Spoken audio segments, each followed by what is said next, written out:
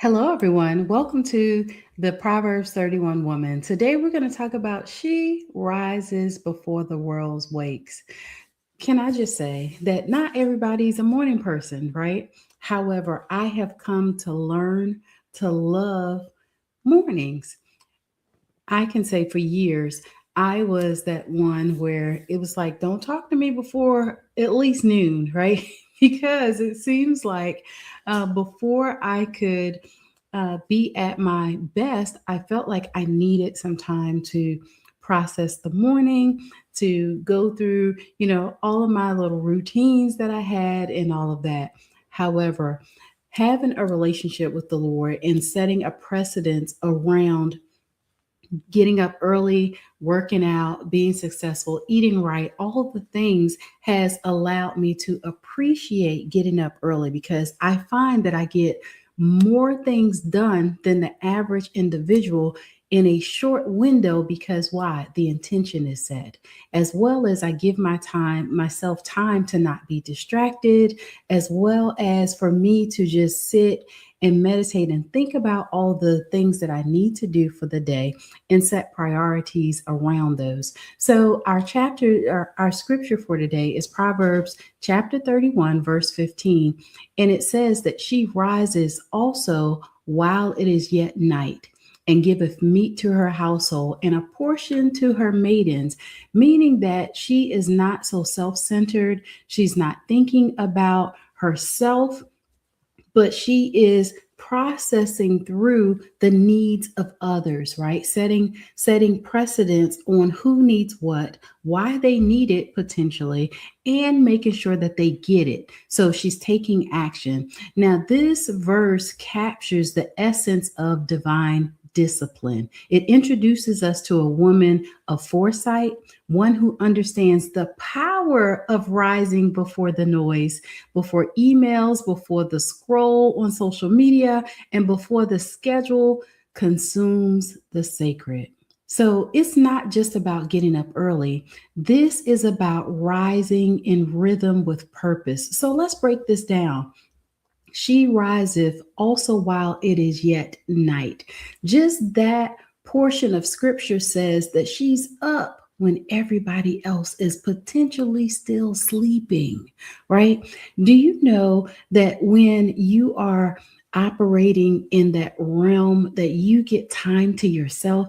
Some of us walk around feeling like, oh my gosh, I can never find any time to myself. I can never do this, that, or the other thing. Can I just say that this is where having a schedule or setting a precedence around getting that self care time allows you to be able to see value in having this time to yourself. So this woman isn't waking up for vanity, but she's rising for vision, right? In ancient Hebrew context, nighttime represented quiet, it represented obscurity and preparation.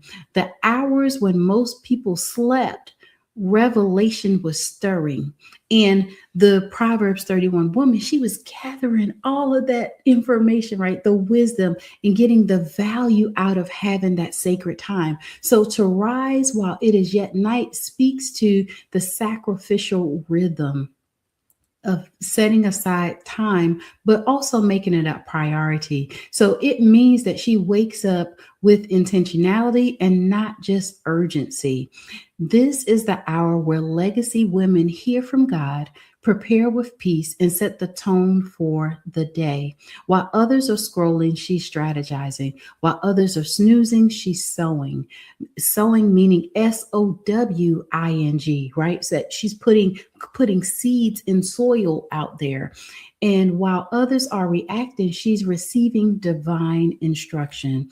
Can I just say that in this season, that when we see so much noise and chaos going on in the world, we need to have a fine-tuned ear that's listening for the still small voice of the Lord.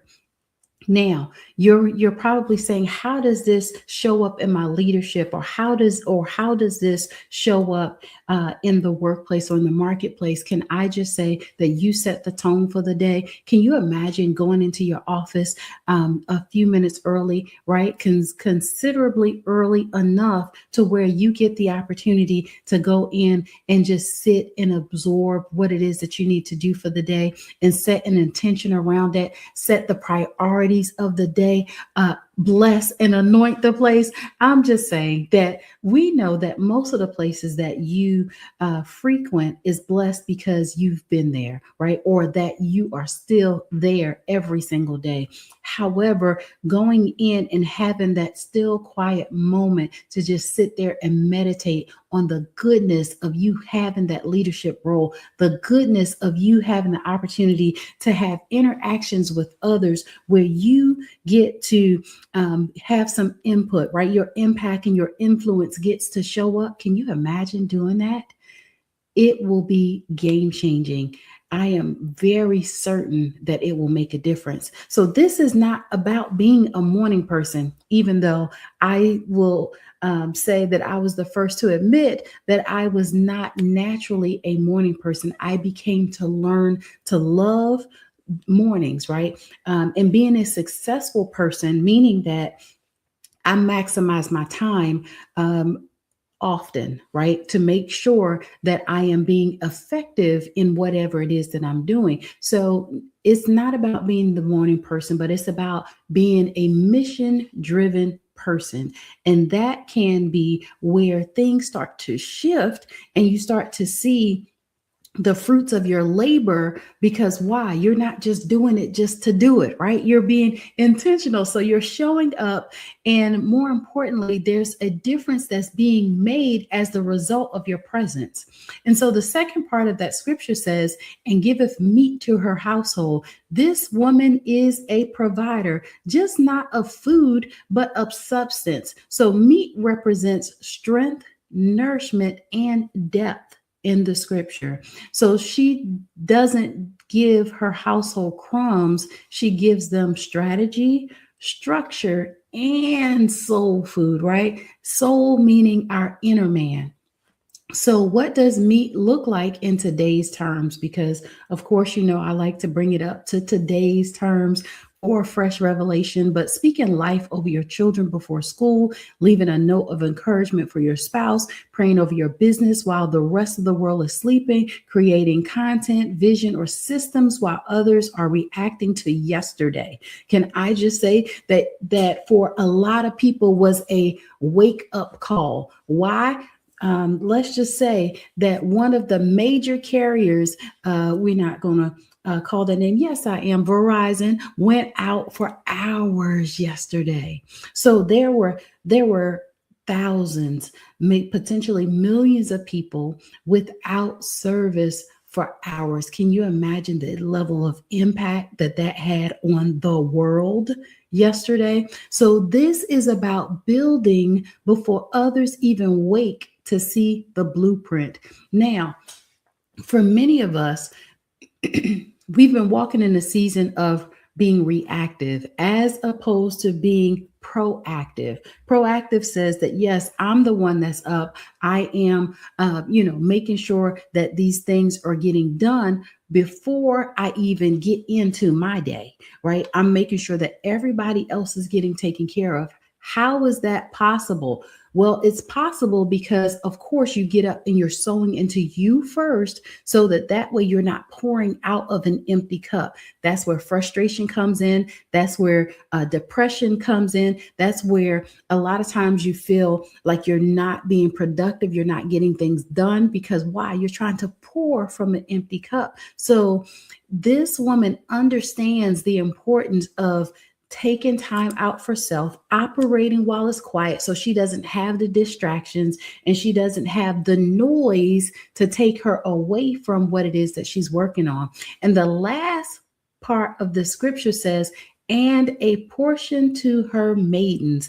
This woman is not only a family leader, but she is also a manager of people and systems, right? Maidens back in the day did the work for the woman, right? The Proverbs 31 woman. So her maidens represent those under her leadership, her team, her assistants, her staff, her mentees.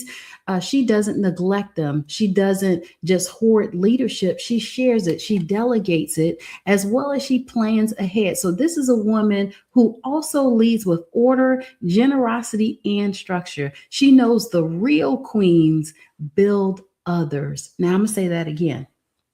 Real queens, yes, they're not afraid to build others, right? They're confident in who they are and confident in those that they serve as well, knowing that they're going to get good results. So she's just not giving them the scraps, the leftovers. She giving them real substance, right? Real things of value that's going to help them to grow, for them to be able to stand in their place of not just servitude, right? I believe that in order to be a good leader, you have to be a good follower, right? A good servant. And knowing that you can do that as well as lead, man, people will follow you to the ends of the earth, right? We hear people say that all the time. However, when you think about your leadership and the number of people that follow you on a regular basis, that's real impact, right? When people are not mumbling, grumbling, and complaining for the things that you ask them to do when you ask them to do it, but they do it with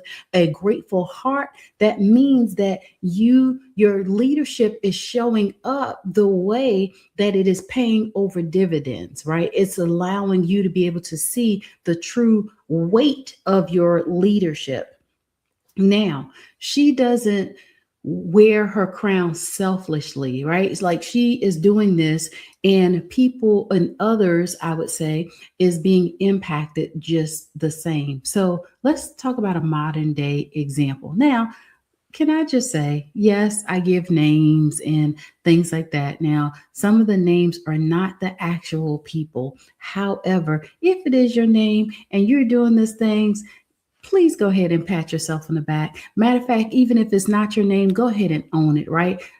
From the standpoint of you showing up in the world and making a difference. So let's talk about Camille today, a salon owner and single mom who rises at 4:30 each morning. While it is still dark, she spends 15 minutes in prayer, reviews her appointment book, preps her motivational text for her team. She lays out affirmations for her children and maps her business content for the week. When the sun comes up, she's already made legacy moves, right? Camille doesn't just do hair, she empowers her clients. She leads a team of 6 stylists and she coaches teen girls on building confidence. She's the embodiment of the Proverbs 31:15 woman. She rises while it is still yet night and feeding everything and everyone under her care. The spiritual insight here is that this verse is a call to preparation over procrastination. There is no way that you can get all of that done not being prepared, not having a plan, not having a system in place. So it challenges us not to idolize the hustle, right? Just going and doing this and doing that and being busy, but not getting any results. But it challenges us to honor holy rhythm, to rise, not just sleep, but from stagnation, distraction, fear, and delay, right? So when we rise up, we are not being stagnant. We are not being distracted. We're not being fearful, but we're going to the thing and conquering it, right? We're being victorious and we're not delaying getting real results. So to feed not just mouths, right, but minds and movements, we are building legacy. We're building generational legacy. Can I just say that? Because when you are being intentional and you're doing these things and your leadership is springing up in others, you're creating movement. And not only that, you have the ability to affect generations, because if you're doing it and people are observing that you're getting real results and they start implementing it, now That's where the movement comes in. But it's also generational from the standpoint when they start teaching it and they're getting real results. Now it's moving on, right? So you want to make sure that whatever it is that you're doing, that you're positioning it for impact. So our takeaway truths in this is you want to rise in purpose and not pressure. So early rising is not about performance, it's about the preparation. Once again, it is the space where clarity meets calling. Now, the second part to this is that provision is more than food. You feed your house every time you lead with wisdom, you release encouragement, or you cultivate a plan that sets them up to win. You are providing to them more than just food, right? And then the third piece to this is that you are a distributor of destiny. So your maidens might be employees, mentees, or your audience. Whatever your platform is, someone is waiting on the portion that you carry, right? I quite often like to say is that we're good at a lot of things, right? How they say you're good at so many things that you're the master of none. Can I just say, pick a niche, pick one area and drive it home, right? You want to master it, be the best that there is in that particular area, and be okay with whatever your lane is, right? You don't have to do all the things because you can surround yourself with others that have spheres of genius and impact and influence, and you guys can collaborate and connect together and do some amazing things. You don't have to be a one-man show all the time, right? Can I just say, because you can tell I was getting a little excited, but do what works, right? And be okay with setting the precedence early in the morning so that you can command a good flow for your day. And you can do so with impact, with confidence, and with grace, right? Because we definitely want to be the peacemaker. We want to bring the joy, the happiness, all of that. And as we are cultivating these environments, you'll find that it will flow on its own. So, our journal prompts for today is this. Number one, what time of the day do I feel most connected to God and my assignment? Only you know what that is. You know what time you get up. You know what your mornings look like. If you're, you know, rushing around and you feel frazzled in the morning, you can't find things, all the stuff. Can I just say, put a pin in it? You know, I'm going to say, draw the line and put some things in place that's going to lessen the load first thing in the morning. That will mean that the first thing that you can do is get up early, right? Or set your things out at night. So that way you have the opportunity for you to make sure that you can find your stuff. Everything is gathered and set out, and you're prepared for the next day. So, number two, how can I better prepare my household for legacy spiritually, emotionally, and financially? Now, with this, uh, put the three categories side by side, spiritually, emotionally, financially, and write out what it is that you need to do for each of those areas. So that way you can come up with a plan or a system that's going to allow you to be effective. And then number three, who in my life or leadership circle needs a portion from me this week, right? Who needs you to show up for them like never before? Whatever that is, whoever that is, go ahead and put their name down and make sure that you are serving them, right? Showing up in your leadership and helping them to now be super amazing. And that could be a list of people, but choose one potential area and then work on that and then move on to the next, right? I believe that you can do it. I look forward to hearing how it's working out for you. Remember, you can share with me in the comments how things are going, how you're enjoying these messages, as well as, you know, maybe put in there some things that you would like to see me to add that we can talk about there as well. Remember, you can follow me on all social media platforms at I am Dr. Tabitha. You can always go to my website at drtabitharussell.com and find some resources there. It has definitely been an amazing pleasure to share this with you on today. She rises before the world wakes. Can I just say, fall in love with you first and then fall in love with serving others. So that way you're not pouring out of an empty cup and that you're showing up as the best version of you every single day. It is always a pleasure. I look forward to you connecting with me again on tomorrow. Remember, we don't take any time off. We're continuing to serve and we're doing so with gladness of heart, and we're coming out victorious with impact and influence. Have a super amazing day, and I look forward to connecting with you again on tomorrow. Take care.